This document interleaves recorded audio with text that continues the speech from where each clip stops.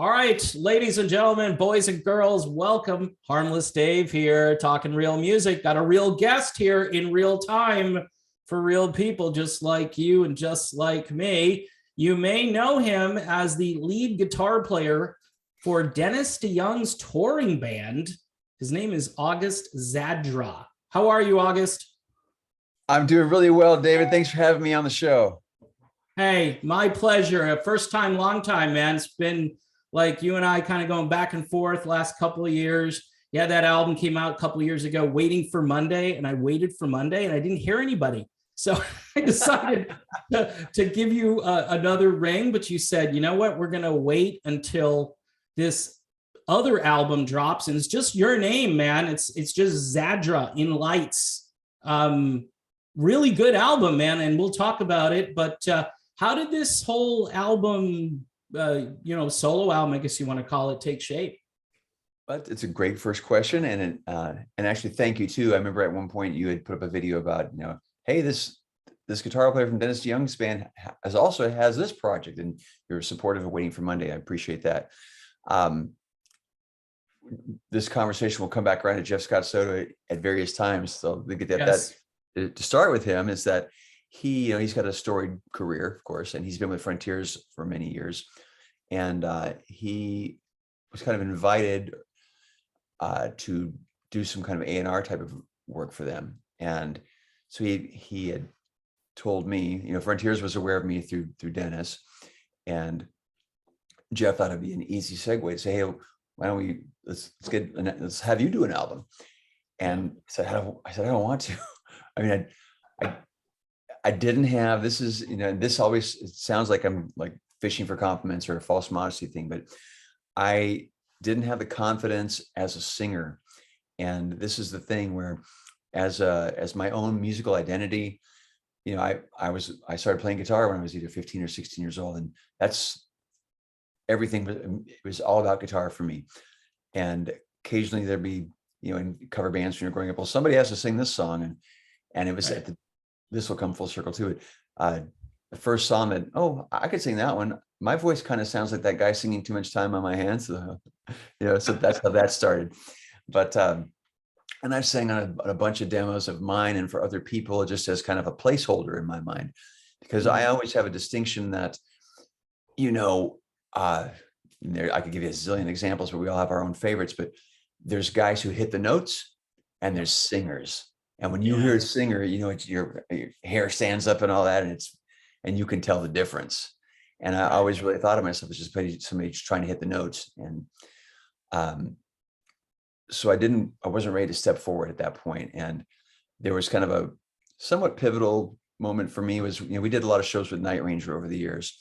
And I was telling Brad Gillis, I'm just telling you, and he said, look at me crazy. He's like, you play with Dennis DeYoung and you're singing the Tommy Shaw songs. You're a singer. Yeah. And that was that stuck with me. And then, so we decided not to do the solo album at that point. This was, 2018, 19, around there. And this all led to Waiting for Monday instead. So let's build a band around you and Rudy. And our buddy Walter Eno, who's an incredible multi-instrumentalist and a great guy, and Rudy's friend Eric Baines on bass, and we brought in Joe Travers as a kind of session drummer. He's amazing. But after that band, and I sang lead vocals on one song, which was decided the night before, where Rudy said, I don't want to sing that song. I think you should sing that song. I'm like, whoa. So I wasn't very prepared. I have another song where we split the lead vocals. And I just felt like on neither of those tracks was I represented in the vocal light that I wanted to be. Mm-hmm. And again, going back to confidence, and my thing was always, even when I had my initial conversation with Alessandro, and I said, I've always struggled with trying to figure out who am I as a singer? Sometimes I want to scream. My friends can always refer to them after August after midnight. And so I'm screaming like Rob Halford and Bruce Dickinson stuff at the end of the night. But, and then I like a lot of pop music. I love 70s soul guys, and who am I in all that? So this was an opportunity to say, well, let's try a bunch of things and experiment. And I'm a rock guy. I mean, that's obvious from listening to all the songs, but there's some, it's a little bit varied, and there's some opportunities to do some little bit different things, and I had fun with it. Have I found my voice yet? I'm not entirely sure, but I'm getting closer. Yeah, well, you had a really great support player in Jeff Scott Soto. I think he sings on I think he sings on just about every song except for maybe one or two. Every track but one.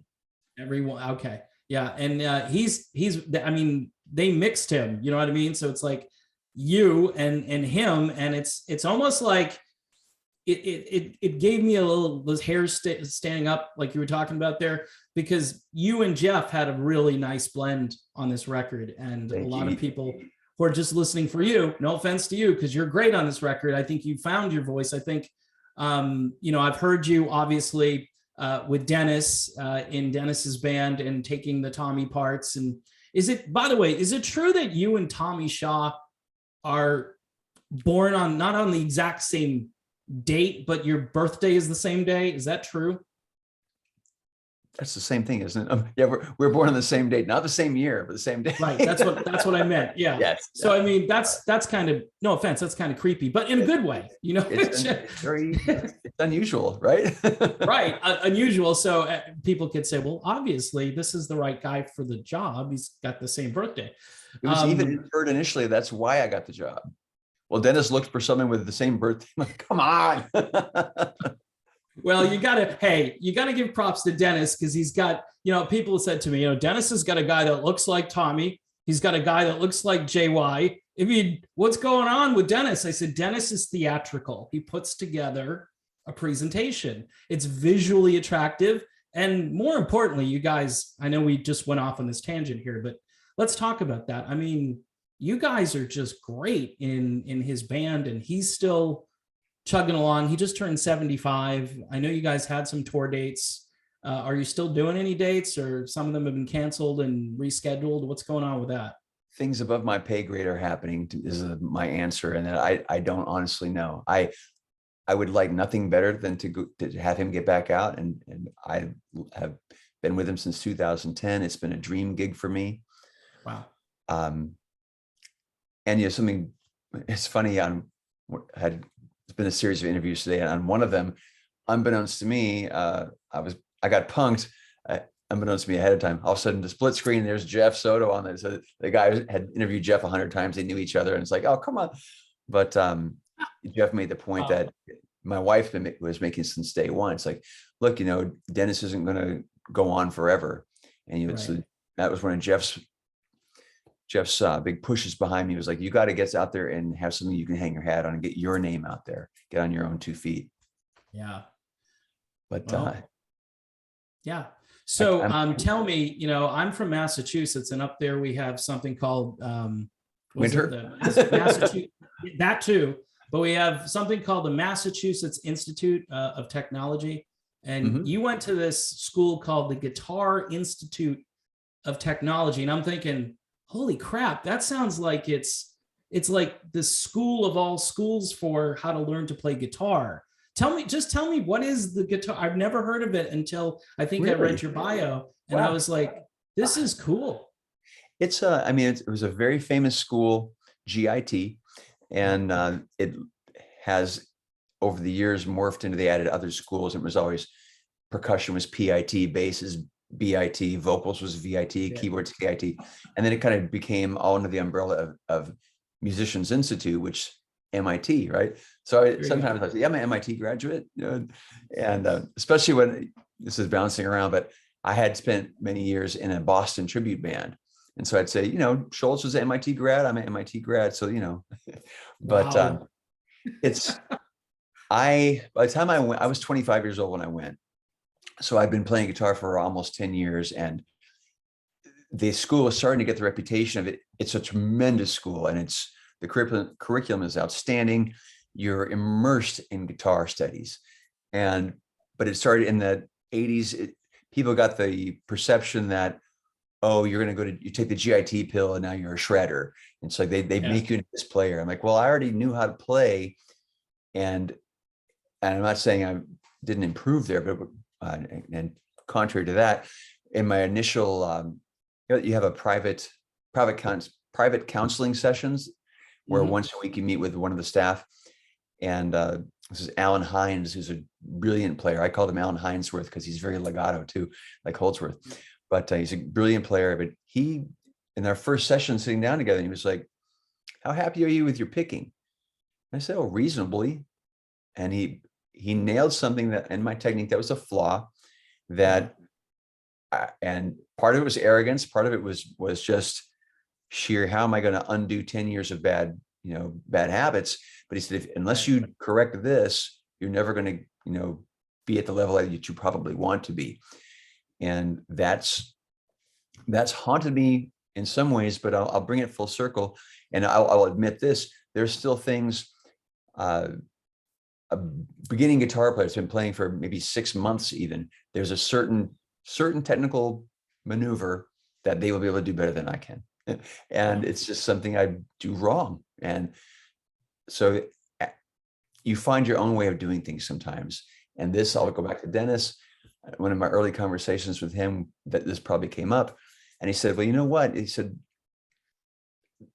I told him there's things I can't play that I wish I could, basically, which is why we have Jimmy, you can play anything. But, and he said, the thing is that your limitations can become your strengths, because maybe I don't know how to do this certain, I can't do a sweep arpeggio as cleanly as somebody. So I find another way to achieve that same sound, but it's a little bit different.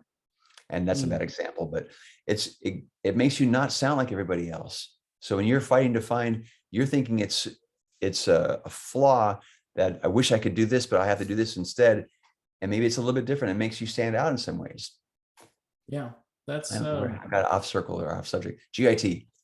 No, it's good. I love the name of that school. And it's just, it sounds like, you immersed yourself with, like, you went away to college and you became this guitar expert, not only just of how to play it, but like the history of the guitar and all that, all the things like you would go to college to learn. So it's just kind of a cool thing. And I just thought I'd bring it up for some strange reason here. So let's talk about this new record. Are you fairly pleased with the way this came out? Because this seems to be kind of a start to finish, great AOR, melodic rock. Guiding Light, by the way, is the name of the album. Guiding Star. Oh, Guiding Light was a soap opera.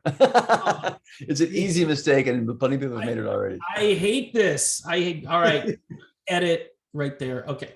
No, I unfortunately I don't do any editing. So yes, let's get it right. Guiding Star, and this is not a soap opera album. It's not a concept album, right? Or is it? Is this not? But there are some themes that run throughout. But your first question, sorry, I'm thrilled with how it turned out. I really think it sounds great, and very happy with it from start to finish. There, would I fix one or two things here? And yes, but there's nothing that makes me cringe. And I mean, that's too strong of a wording, but I'm very happy is the bottom line. And Guiding Star, someone else asked me, they said, why is it called Guiding Star when there's no lyric, there's no song called Guiding Star? And I said, well, it's kind of referenced in, Nothing More to Say. But for me, when I originally was putting this thing, the ideas together, I wanted to name this project. They said, are you going to call it Zadra? I said, well, I want to call it Polaris. Yeah. Polaris is the guiding star. It's sometimes referred to erroneously as the brightest star in the sky, which is not exactly true, but it was used as a navigational guide for centuries. Right. And I'm from Alaska. It's featured on the Alaska state flag. So that was a bit of an homage for me there. And we found out Frontiers, research, whatever they said, we can't get the rights. It's been used by an Australian death metal band or something, right? And okay, whatever. But all the good names are taken, right? But then I thought, the irony was not lost on me, because Polaris is only visible in the Northern Hemisphere. So those darn Australians have never even seen it. But then the decision was, and I asked my family, I said, are you okay with me putting this out there? Because, if it sucks, you're going to be embarrassed by it. But they gave me the green light. Yeah. Hey, I mean, Tommy DiCarlo has the same problem, right? He throws out DiCarlo and this is it. This is me. You know, it's not Boston, and this isn't Styx. And by the way, this isn't Styx for Styx fans. There may be some stuff here and there on this that might, you know, bring you in that direction. But I think you really did a good job at defining yourself. This is melodic rock. It's AOR. There's a song called "Take My Hand" that I put on repeat play for a little while because for some reason it got to me and I kept listening to it. And you know, I'm not the A&R guy that picks the singles. I know Serafino and his crew probably do that, but I really dig that song. I don't know if that's one of your favorites or what would be like, you know, yeah, I mean, the singles obviously are really good, but if you know, went down a couple more, what would be your favorites? That is a deep cut, and that's one that I will talk at length about now or later. But and I've been surprised. Surprised that's the right word. I've been happy to see. Like I put up a little poll on my Facebook page or on Instagram and saying, you know, what's your favorite song on the record? And it's been interesting to see, you know, what's getting the most love or what's not. You know, but I think, and this is cliche to say, but I think there is something for fans of this style of music. There's something on there for everybody, right? But Take My Hand is something that I had written start to finish 6 years ago, at least. And the backstory is that we had some good friends, neighbors, that we found out that we're going to be moving. And my wife was really sad about it. And I made some joke about, oh, I'm going to write something in D minor, the saddest of all keys, you know, from Spinal Tap. And it's kind of a joke. And I went in the other room and I threw basically 3 chords together and then did a harmony guitar on top of it. And like, there's something to this. And I think I had it on like a super primitive 4-track app or something. And eventually I fleshed it out on some slightly less primitive, but still nowhere near professional quality stuff at home. But I had the whole thing done. This is one of my issues as a songwriter. I'll never say I'm a super strong songwriter. I am a good collaborator. And in this instance, I had all the music done and the arrangement, but I had no vocal melody. I had no lyrics.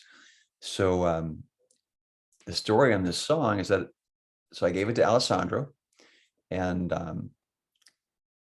he threw a keyboard solo on it. He wrote lyrics and sang a demo of the song. Yeah. And he's phenomenal. He's phenomenal at everything he does, by the way. So let's get that clear. And I love talking about him because I know he's becoming more and more well known, but he, oh yeah, right there. I saw, yeah. That guy. Yeah, while you were talking, I figured I'd be visual here and just, Edge of Forever. Signed copy by Ali himself, just arrived the other day. Awesome. White vinyl. Very, very nice. Wait, but his is white vinyl, really? White vinyl, brother. Yeah. Mine is too. And I thought I was like one of the only ones. I did not know that white vinyl is so good. Listen to us. We're just record collectors at this point. You got the white vinyl? Yeah, I did too. You know, but yeah, he is.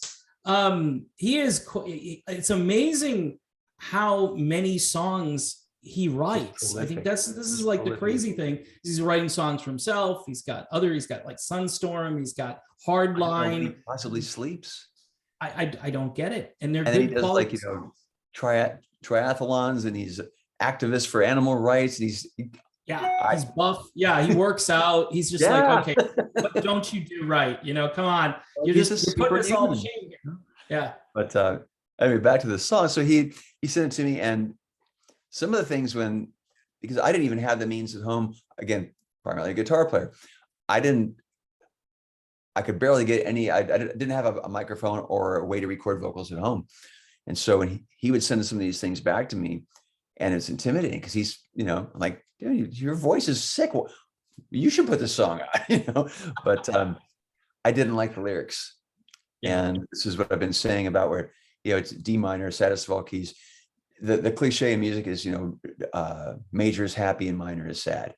Like, well, sad is one thing. It doesn't have to be that dark. It could just be more thoughtful or contemplative. And I am on something of a deadline doing this. And I remember talking to Jeff, and I said, well, I just got this back. And he was like, how's everything going? I said, I'm really kind of in a quandary because I'm not comfortable with the subject matter of this song. And, you there's a couple of lines about, and this is not a diss towards Alessandro at all. It's just, I gave him music and he said, well, here's some words, but there was a line about, the dark path I walk and the devil knows my name. And I'm like, no, I'm Triumph, Styx, Journey, Boston, that kind of more uplifting thing. And so Jeff's like, don't worry, bro, I got you. And overnight, he sent me back a set of lyrics that, really were well crafted and relatable. And he's known me for 10 years. He knows what I'm about. And he kind of made it more universal in a lot of ways too. And he said, if you like any of that, use it. If you don't, it's fine. And I, again, then went and rewrote some of it and really liked the way it turned out. And that song, more than any other on the record too, Jeff's voice is unique, unmistakable, huge. And there's times on the verses where I'm like, am I in there? His voice is so big, it fully envelops mine. But furthermore, on that track, of course, it features a incredible keyboard solo from Dennis DeYoung. Yes. And that was a thrill for me because, when I first joined his band, I kept pushing him to record an album because selfishly I wanted to be on it. I'm on an album with Dennis DeYoung. And so to have him on mine just felt, it was incredible. And we were at some point during the pandemic, he'd called me about something, we were talking and about to hang up, and I was finally summoning up my courage. Hey, I'm in the middle of doing this recording, and I said, what's your rate for a backing vocal or maybe even a keyboard solo? And he said, August, let's just take it out of the money that you haven't made this year because you couldn't work with me. And so he did it for free. Right? And so he said, send me the files. So I sent him the track, and when he got it back to me, he said, I finished. I sent it to you. He goes, listen, it's going to sound like me. I hope it's what you wanted. I'm like, dead on. I mean, you can hear it, and that helps. The whole feel of the song is that kind of late 70s kind of thing, like you said, and that is the icing on the cake. And at one point during the writing process, I told Alessandro, I said, here's the song. And if you want to do anything, twist it up in the middle. If something speaks to you, I could hear this morphing into a Sweet Madam Blue kind of thing. It had some of those properties. And another interviewer yesterday told me, because I think I used the word triumphant, like I like to describe the album. He said, triumph, we're going to come back to that. He said, when the guitars break on Take My Hand, he said, that reminds me of Fight the Good Fight. I thought, oh my God, did I steal that from Rick Emmett? I got to go back and listen now. And I always like to say, you are what you eat. I'm a huge Triumph fan. So you're bound to regurgitate these things. Great band, brother. Such an underrated band here in the States. Not so much in Canada, but here it's like, I beg radio stations, please, oh please, Magic Power. I want to hear it in the car, but I won't. It's kind of sad. This is a really cool record, and people should go out and get it, despite the fact that I screwed up the title of the album. It dropped a little while ago. It's been out for a little bit now, but I watch view counts and I watch things like that because I'm kind of geeky in that way, and I'm looking at how many people are actually playing the album, not necessarily on Spotify, but more on YouTube. It seems to be getting a good amount of spins overall, as we used to say in the DJ world. And I'm hoping someday that there might be a radio station out there that would play some music here in America like this. Because like you made a point earlier, I think it was a really good point about Dennis. He's 75. How much longer is he going to do this? There are a lot of other rock stars that we're losing, people that we grew up listening to that, time has caught up with them, and either they're not performing anymore or they're not here. And I think what you did here on this record is kind of did like the next generation of, modern melodic AOR and rock. And I know those are just kind of vague terms that they don't mean anything really to me. I listen to it and I hear good music, or I don't hear good music, but melody, harmony, good songwriting, great guitar soloing, which again, it's kind of getting like old fashioned to hear a really good guitar solo anymore. You hear Steve Lukather on the radio and I just stop what I'm doing. I'm like, that's Luke. He's just tearing it up. And And I know you're of that school, so I'm thankful there are guys like you out there that are keeping this alive, brother. It's just great.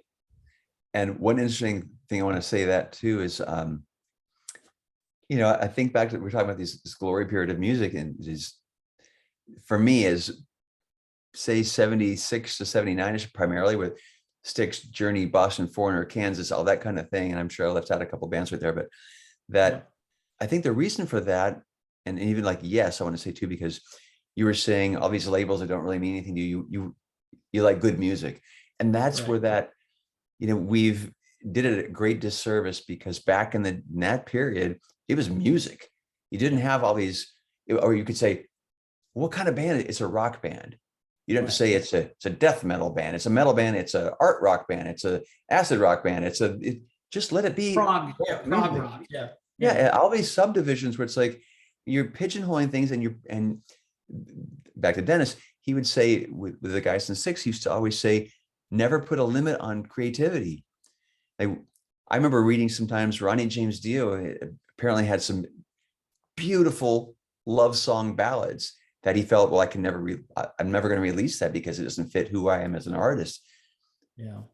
I get that, especially in his situation, but imagine hearing that though, that'd be, I mean, if those were in the vault somewhere, that gotta be. But sweet. For me on this, yes, I tried to, and people were, well, how do you summarize it? I'm like, I don't want to summarize it, but it's got a foot definitely in that period of music, I would like to think. And then, but it's forward leaning, and primarily with production value. And there's layers, and it's not gonna, I didn't reinvent the wheel by any means, but I think it sounds fresh. Yeah. Where a lot of, I know there's things get, the landscape has changed so much in so many ways from musicians and for music consumers. And there's just so much content out there. And a lot of it sounds the same, that kind of, and again, people when that first song came out, Nothing More to Say. And I wouldn't have agreed initially that should be the first song put out, but Serafino, you mentioned him earlier, he knows what he's doing. And I like that it came out. It's an expansive track. It's long. It's got a lot of things going on. My only concern was that, the first reviewer that contacted me, it was like, it's fresh sounding, and, it's a little bit progressive. It's this and that. I said, listen, I want you to know there's some other songs coming that are very straightforward. So don't think the whole thing is going to be like that. But it's, there's a lot of different things going on throughout the record. Well, and that's another reason folks should go out and order a copy of it. Maybe you can get a vinyl copy of them before they sell them out. Let's hope that they do that. So what is your plan for this year, August? Are you going out on tour with anybody? I know we talked about the Dennis thing, and it's kind of up in the air, so you don't know, but are you planning on doing any gigs on your own or with anybody in particular? I know you've worked with Tommy DiCarlo, who I mentioned earlier, and I know, there's some stuff that's starting to open up. So I'm hoping that you guys get out there. We're hoping there's an opening. That's what we're trying to say here. Into a lyric. Maybe. And yes, everyone's asking me, even friends locally, are you going to tour with it? And I'm like, probably. I mean, again, I'm trying to really temper my negativity with what I'm saying, in that it's easy to get discouraged about things because, back to the glut of material out there and music, and there's so much of it. It's kind of like, as a kind of a parallel or a different analogy of, let's say, television, where there's so much content now, and there's all these streaming platforms, and you have to own every one of them. And back when there was a couple of channels, you'd go to work on Monday and say, everyone watched the same shows over the weekend, and you would talk about those three things. And now there's a lack of unity in that. We just watched it all throughout. We finished a series recently called Money Heist, which I thought was freaking brilliant. And you probably haven't heard of it. And because there's so much out there. and it's hard. So for a new band, I mean, God bless Frontiers, and I'm so grateful for this opportunity, and they're keeping things alive for rock, but they kind of don't know either. They're like, well, we'll put these things out there, and if something gets any traction, then maybe we'll put some resources behind it. But right now, there's no plan in place for a Zadra gig or a Zadra tour. I would welcome any opportunity, and this music really makes me excited to play it live. I want to do it, but it's all speculative at this point. But back to Tommy for a minute, Tommy DiCarlo. Yes, I've been playing with him sporadically since last July. He's in a similar situation, and unfortunately we can more off the record later, I guess, but there's some things we can't say, but with his situation being similar to mine with Dennis Sticks. But I know some about this. I know you've talked with Tommy before, but so we're playing some shows this summer. It started last summer, and I'm going into, things are starting to pick up a little bit again. And we played last weekend. I'm flying out tomorrow for 2 shows this weekend in Minnesota and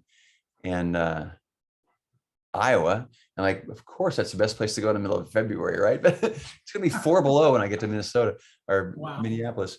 But I'm going with this. So while Dennis is not touring, we're all looking for something we want to keep busy, and there's some windows open. So I've had the chance to do the music of Boston and the music of Journey, and it's the same band that's going out, and we do a set of Journey music with Rudy Cardenas, who is the singer from Waiting for Monday. He does a fantastic job on that material. We have a short, usually we have the intermission, sometimes we just switch right over, and Tommy walks out and we do the music of Boston. And it's, that's peanut butter and jelly to me, Journey Boston and Journey Sticks, and those combinations of, that's my thing. And to play it with Tommy, like, people are so, oh, you're in a Boston tribute band. I have been in a Boston tribute band many years ago. And Tommy's a real deal. And he is. He's an incredible artist in his own right. And that's my segue into, you asked me earlier, do you have an interview after this? No, this is my last one today. And my next thing I have to work on today for Alessandro is playing a guitar solo on one of Tommy's songs. So that's happening. Breaking news here. Nice. Nice. All right.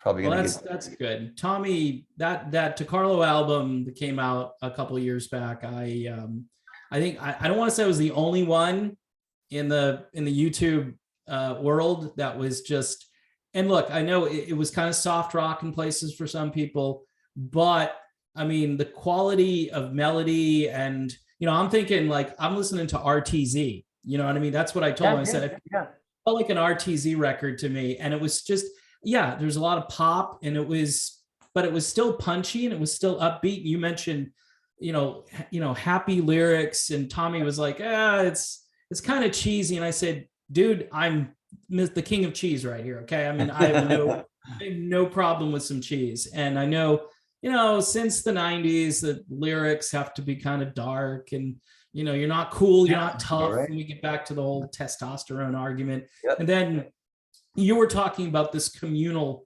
experience. And I talk about that a lot on YouTube. I'll just go off on a tangent. I'll be like, remember in the old days where we used to hear, back in 1980, you had a country song, a rock song, a pop song, an R&B song, all on the charts together, all at the same time. Coexist, I think of like 9 to 5 by Dolly Parton and REO Speedwagon, Keep On Loving You, on its heels, trying to knock it out of #1. See, this is going back to when I was a kid, and we loved it. We weren't like, oh, here comes Eddie Rabbit, we're not going to listen to Eddie Rabbit, we're going to switch this. No, driving my life away. What are you, crazy? Come on, this is the hook of the century here. What are you talking about? So you talk about TV shows, and you got to have Netflix, and you got to get Hulu, and you get, I watched this series called Dope Sick, which was just you just saw a billboard for that. Okay. And and it with what's been going on in the world for the last 2 years, I watched it, and my mouth just hung open the whole time, because it's like, but anyway, I don't want to. I remember, was it Michael Keaton in that one? Yeah. Okay. Michael. I gotta look for that. And, he was the doctor or a doctor in it, and he was the guy like giving out the pills to every. I don't want to spoiler alert. No, you just go watch it. But anyway, August, a great album. I'm very impressed with it. I would give it like a 9.7 out of 10, something like that. I mean, this is my kind of music. Obviously, it's in my wheelhouse, as I like to tell people. But you're an impressive guy. We didn't even talk about how much you sound like that other guy. We didn't even really talk about that because it's insane. I remember that video that Dennis just threw out on YouTube. I think it was 2017, like the entire performance. And I sat there, and I don't typically sit and watch concert videos.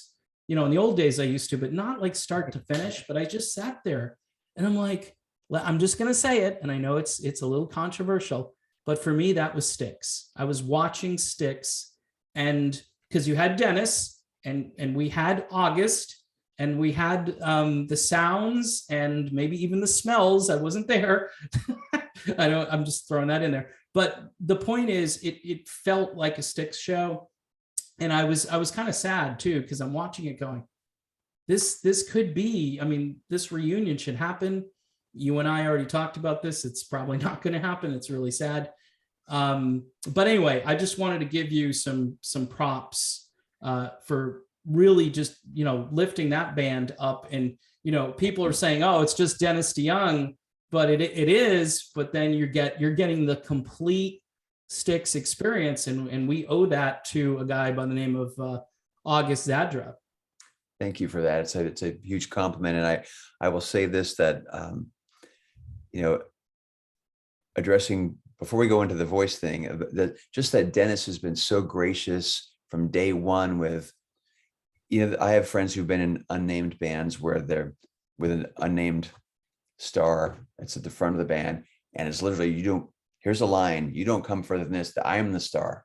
You stay back there, you're a side guy. It's all about me. Dennis is so quick to grab Jimmy or myself and throw you up into the front. This is a band, and he's been very, gracious sharing the spotlight with me and giving me props on everything. It's been a wonderful experience. But now addressing singularly that are focusing on any vocal similarities that I have with Tommy, which it's funny because, again, I think I told you the first time I sang anything was, really was too much time, because I said, oh, I kind of sound like that guy. And he's got a higher voice than me, certainly. And I think we have they say you never hear your own voice the way other people do. So sometimes I'm like, sometimes I get it. Sometimes like, I don't hear it at all. I want to say too, I don't want to stir up a bunch of muck. Just that, I was in a Styx tribute band. I was a huge Styx fan. Getting this gig, I never for 1 minute put myself in, I got to I'm replacing Tommy. Never once. And that's God's honest truth. All I've ever tried to do was deliver these songs with respect and passion, because I love them. And I'm selling, I think that people respond to it because I'm not trying to do something. I'm not trying to say it's about me. I think that's my goal anyway.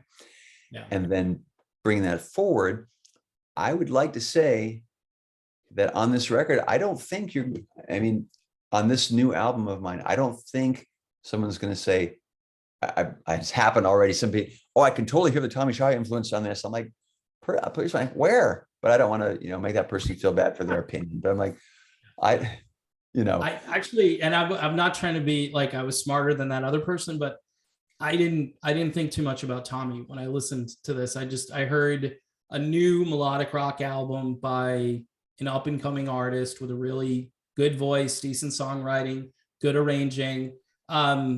Obviously, are there similarities between you and Tommy? Obviously, because you probably wouldn't have got the gig if you didn't have some of it. And the look, I think, helps, and the whole thing. I mean, Dennis is a genius. That's all I can tell you. I mean, he's smart. He's a smart guy. He says, I want this guy in the band and this guy in the band. We can't be Styx, but we can deliver. We can give the fans what they came to see. And I think that's really important. And I think, again, like you said, not trying to stir up, the muck here, but, I'm just going to say this is one group of people who are trying to achieve the entire Styx experience. And there's another group of people who are trying to kind of reinvent themselves a bit and kind of having one foot in the old Styx experience. But, you know, again, there are just too many fans out there, I think, that still want to hear the entire Styx experience. And for my money, if I'm paying to go see the show, I'm going to go see Dennis and you, and hopefully that's going to continue. But if not, I mean, you just had an amazing run with him, and I still hope that you know, that still works. But if it doesn't, man, what an experience for you.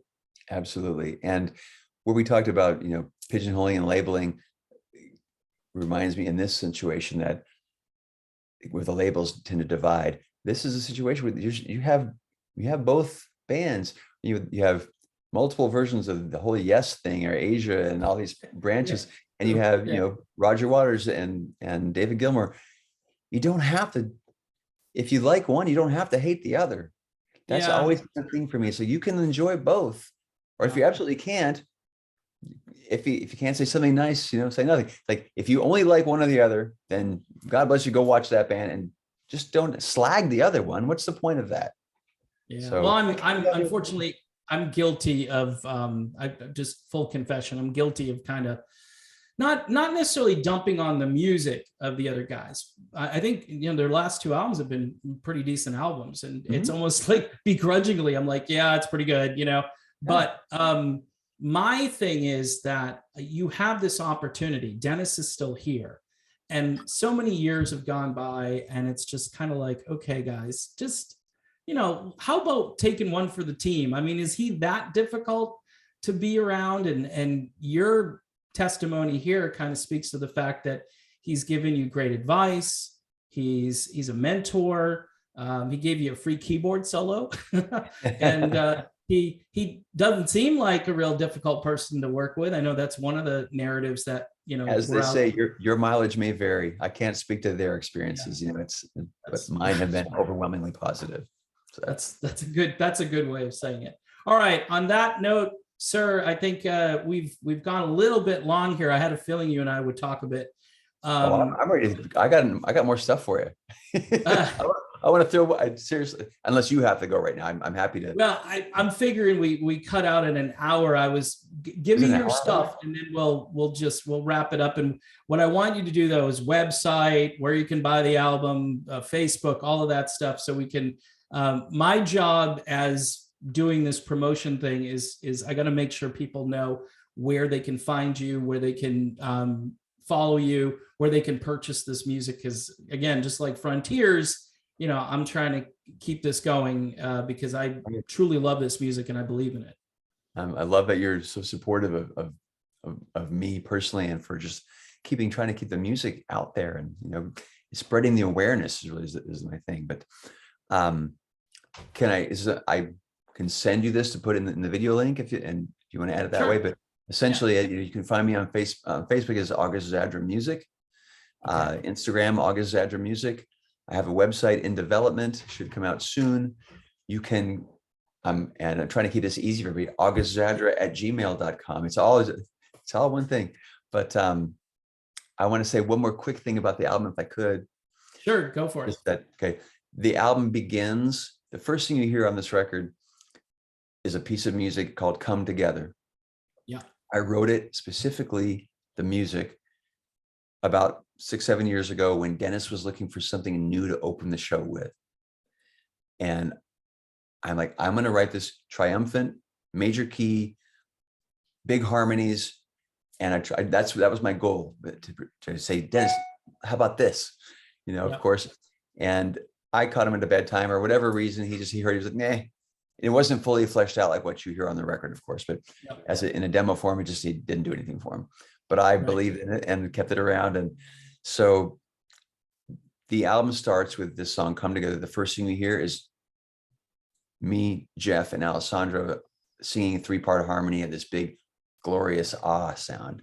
And again, I think of like trumpets, and it's very processional and triumphant. But 2 days before I scheduled that one to be sung, I changed all the lyrics and threw everything out. I had some epiphany after reading some unrelated article where the phrase "come together" was used. And I heard another buddy of mine's voice in my head at that point saying, you have to put a cover song on your album. Every band's first album has a cover song because they need something for the audience to latch on to. And I thought, well, if I use "Come Together" as a title, everyone will think it's a Beatles cover. Yeah. But it gave me the idea of it was that I want to talk about the pandemic, and I want to talk about what we were all going through. And this was about a triumphant return from the pandemic. And the catchline of the song is that music will heal what isolation has destroyed. Come together. Nice. And then it has this really kind of fun vocal breakdown with me and Jeff and Alessandra throwing things around. And it's a very short song. A lot of people say, well, you should have made it longer. It's so catchy. And I'm like, well, it's just an album. It's supposed to be a concert intro. It's just an album intro, but it sets the tone. It's hopeful. I wanted to have something that was a positive light. I'm always about, I want that to be, I want the music to inspire people and to lift people up. And you go full circle to the end of the record. The last song is "Rise from the Fire," which is a similar theme. And then it's like, hey, we're in kind of a, call it what it is. It's been a shitstorm lately, right? But sorry, but we can get through it. And I believe that music is I'm a strong believer in the healing powers of music, and it's something that can bring us all together. That's my vibe. So wow. David, thank you for letting me talk about myself for a long time. And thanks for the great questions. Thank you for the support. And we can finish up the other stuff at any time. We can do a follow-up. I mean, we're proud, you and I, who knows, maybe we'll just be talking off the record about something crazy, but kindred spirits. Yeah, you're a good guy, and you're not only a good support player, but it's good to see you moving kind of into your own realm. And obviously you were part of a band a couple of years ago that released an album, and now you've got your own material out here with some help and some great supporting players. And I would just urge folks to check this album out. It's not called Guiding Light, though. It's called Guiding Star. Okay, Guiding Star. And available Frontiers Music. And there is a white vinyl copy of this you can get too. Seriously, I should have had a prop on hand for it. It looks so great. If I leave, they'd be staring at the wall for minutes. No, I could, if you can get me one of those, I can take Alessandro's down and put yours right. Oh, Allie's going to kill me. Product placement, brother. I mean, I've got to warn everybody sending vinyl in the mail. I told Ali, I said, the album, it came and I put it on the turntable and the needle was kind of bouncing off of it. So it's tough to ship anything these days. I am going to be selling them myself too, as a direct from me. You can order them from Frontiers, of course, but I elected to buy myself from the label so I could have them myself, not only to give to my friends and family here, but to sell at shows or whatnot. But I'm going to be mailing them. So I'm listening. I'm picking up what you're putting down, brother, because I know it's going to be a challenge. And product placement, brother. Product. You see that? It's like people go, "Who's that? What's that album you have in the background?" Don't know. Oh yeah, that's Zadra. He's okay. I mean, I'll tell you where to buy it. It's good. I mean, I do a lot of videos and I like to switch things out and put things up. And I just started doing that because I have a CD shelf and I'm like, wow, that really stands out. So anyway, Edge of Forever, not bad. Zadra, even better. No, just kidding. They're both excellent. Go buy them both. Quick question for you, my friend, is when do you have any idea when this airs? We're still going, brother. But we'll put it out. We're gonna go, and probably tomorrow morning I'll get this out there. But let's say goodbye to everybody. Last thing, the video for Nothing More to Say, the first one they put out, it's right now at 99.2, I think. So with the power of the real observers, music observers audience, let's push this thing over 100K by Friday. How about that? Yeah, that's totally doable. And I mean, if it doesn't work, you know what I do? I just grab it and put it on repeat play. It works great.